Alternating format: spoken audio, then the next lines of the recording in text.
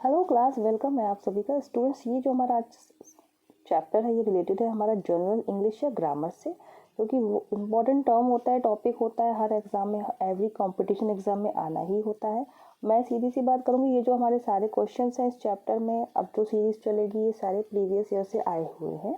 और इस लेसन में आज हम लोग देखेंगे कुछ क्वेश्चन टैग का, एक इडियम्स का, होमोनिम्स, गैप फिलिंग, प्रपोजिशन, और उन सारे सेंटेंस में कौन सा टेंस छुपा है, ये साथ में हम लोग एनालिसिस करते हुए हमारे हर सेंटेंस को लेकर चलेंगे। स्टूडेंट्स, इसके अलावा मैं बता दूं, सारे के सारे जो क्वेश्चन हैं ये सारे प्रीवियस एग्जामिनेशन में आ चुके हैं, कंपटीशन एग्जामिनेशन में।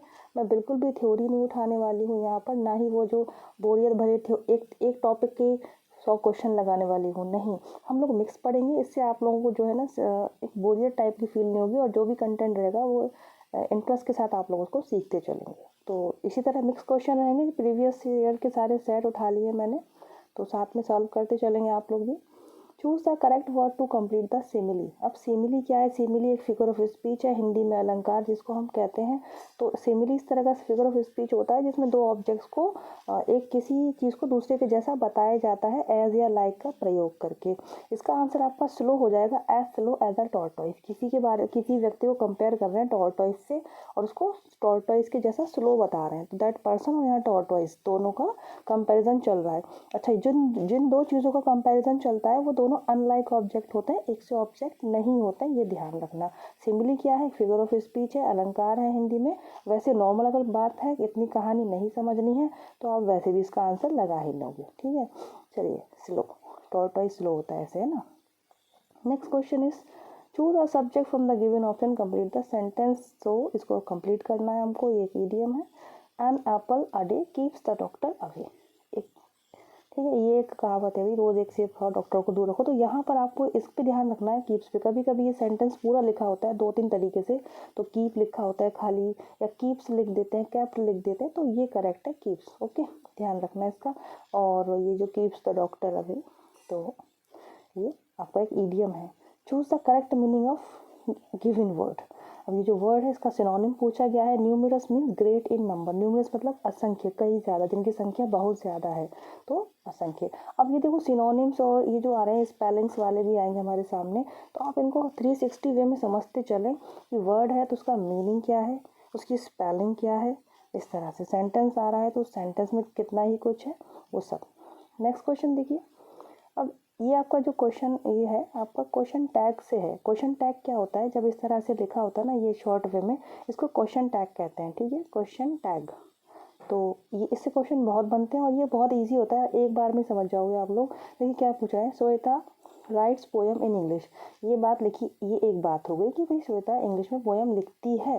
प्रेजेंट इंडेफिनिट टेंस है, ये एस ई एस दिखता है, यानी कि प्रेजेंट इंडेफिनिट टेंस है, एक बात। अब आगे ये लिखा है डज शी, मतलब क्या वो लिखती है, ऐसे। ये हो गया इसका क्वेश्चन टैग।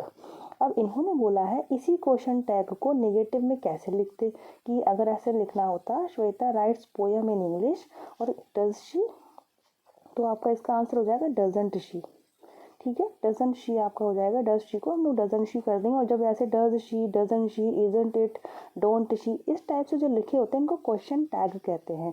और कभी कभी ऐसा क्वेश्चन भी आता है कि केवल ये इतना सेंटेंस लिखा होता है और बोलते हैं कि चलो इसमें आपको क्वेश्चन टैग लगाना है, Shweta rights poem in English, तो आप क्या लगाओगे? डजंट लगाओगे या इजंट लगाओगे या खाली डज लगाओगे, ऐसा। तो स्टूडेंट्स, इसमें क्या करना होता है, इसमें ये करना होता है कि जो आपका सेंटेंस है वो आप उसको टेंस देख लो, और अगर ये पॉजिटिव सेंटेंस है, नॉर्मल सेंटेंस है ना, अफर्मेटिव, तो आपको नेगेटिव में उसका क्वेश्चन टैग रखना होता है, इसीलिए डजंट शी वाला करेक्ट है इसका।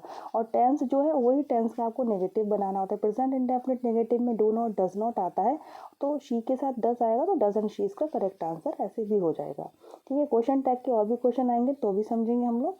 अब इस सेंटेंस में क्या गलत है ये बताना है। In the dark night the stars cloud be seen clearly. इस पूरे सेंटेंस को 3 पार्ट में डिवाइड कर दिया गया है, तो इसमें से ये जो थर्ड पार्ट है सीन क्लियर, ये आपका रॉन्ग है। इसकी जगह इसमें सीन क्लियरली होगा, ओके, सीन क्लियरली, ये वाला इसमें रॉन्ग हो जाएगा। सही क्या होगा? Scene clearly.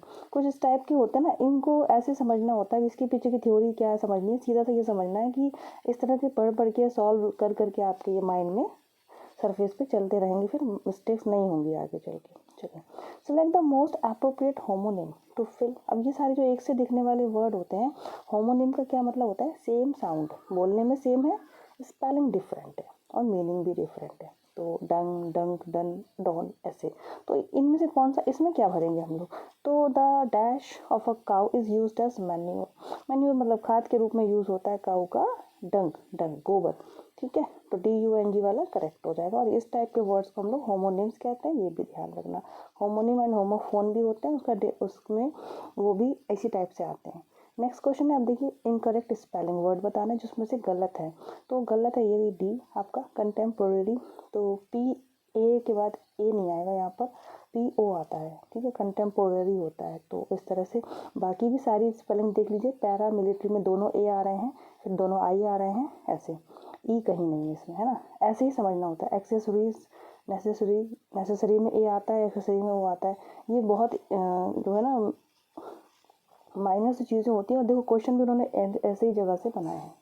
नेक्स्ट है अगेन होमोनिम का क्वेश्चन पूछ रहे हैं अगेन कि इसमें भरिए, तो क्वेश्चन पढ़ लेते हैं। Leaving his friend Ramu said next time we meet I will dash you a drink. जब हम दोबारा मिलेंगे हम तुम्हारे लिए ड्रिंक खरीदेंगे। अभी खरीदने के लिए कौन सा वर्ड आता है बताइए, तो ये आता है आपका BUY, बाय। ये बाय होता है जब बाय करते हैं, tata bye bye good bye, like इस टाइप से। और ये बाय होता है दोबारा, हिंदी वाला, है ना।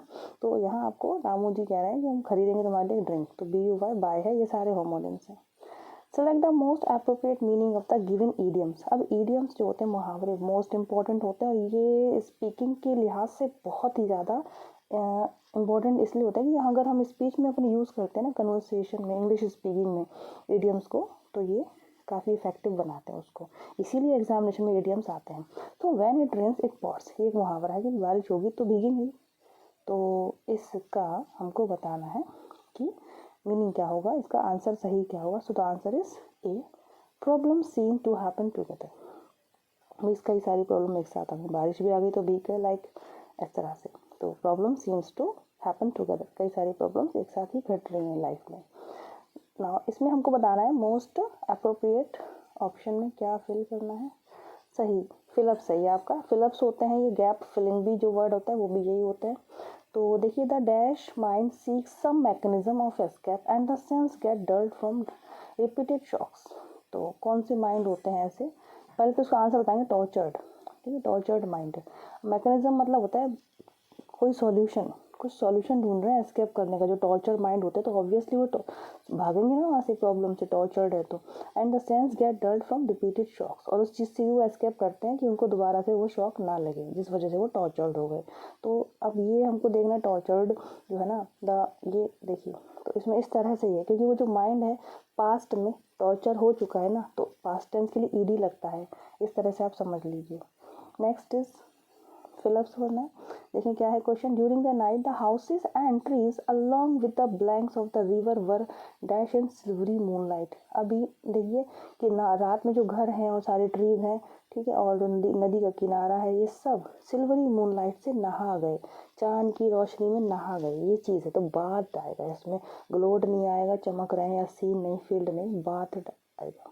नेक्स्ट आपका देखिए ईडियम है again, a blessing in disguise, छुपी हुई ब्लेसिंग। डिस्गाइज मतलब होता है भेस बदलना, छुपा हुआ, हिडन। तो अ ब्लेसिंग इन डिस्गाइज, इसका क्या मीनिंग है, option B is correct.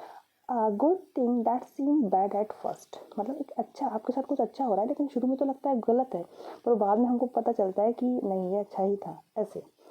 Next question है सिनोनिम पूछा गया है इसमें, तो इस वर्ड का, ये जो वर्ड अंडरलाइन है, इसका सिनोनिम बताना है, पर्यायवाची बताना है या मीनिंग बताना है। We should never procrastinate in order to see success. Procrastinate का मतलब होता है पोस्टपोन, हमको पोस्टपोन नहीं करना चाहिए सक्सेस के रास्ते को देखने के लिए, सक्सेस के रास्ते में कहीं रुकना नहीं चाहिए, ये मतलब है। नेक्स्ट है गोपीनाथ एग्जिबिटेड, अब इसमें भी सिनोनिम बताना है, मीनिंग या अर्थ बताना है। तो एग्जिबिटेड मतलब होता है प्रदर्शन करना, दिखाना, डिस्प्ले करना। तो गोपीनाथ एग्जिबिटेड कर रहे हैं इस बॉक्सिंग स्किल्स, अपने बॉक्सिंग स्किल को at the world boxing championship. Answer is A, display. ठीक है। कुछ इसमें ऐसे मिक्स्ड वाले भी मिल जाएंगे, जैसे पोर्ट्रे कर रहे हैं तो इनहेबिटेड गेव, ये तो नहीं होगा, पर पोर्ट्रे से कंफ्यूज नहीं होना, तो इसीलिए सेट लगाए जाते हैं कि अच्छा कभी ऐसा एग्जिबिटेड आए तो आपको डिस्प्ले को करेक्ट करना है। ये सेट लगाने का मतलब यही होता है कि एग्जाम रूम में आपको कोई कन्फ्यूजन ना रहे। Neem is famous all over the world. अब ये देखिए, आप बिना इसको रीड किए आप इसको सेंटेंस को बोलेंगे तो आपको वैसे ही निकलेगा आपका कि neem is famous all over the world. Answer इसका ओवर है, पूरी दुनिया में नीम फेमस है ऐसे। और ये प्रपोजिशंस होते हैं, ये जो ओवर, अराउंड, बियॉन्ड, ये सब हम भरते हैं, प्रपोजिशंस होते हैं। He sat dash a big stone, he sat on a big stone, बड़े पत्थर पे बैठना, ऑन। तो ये तीनों क्वेश्चन प्रपोजिशन के हैं, ऑन किसी चीज़ के ऊपर।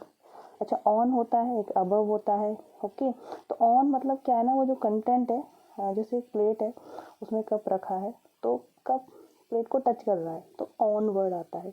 लेकिन ये अगर हैंगिंग है ऊपर, जैसे कि हमारे छत पे हमारे सर पे छत है तो हमारे सर पे जस्ट नहीं टच हो रही है, तो उसके लिए फिर आपका ओवर आता है या अबव आता है।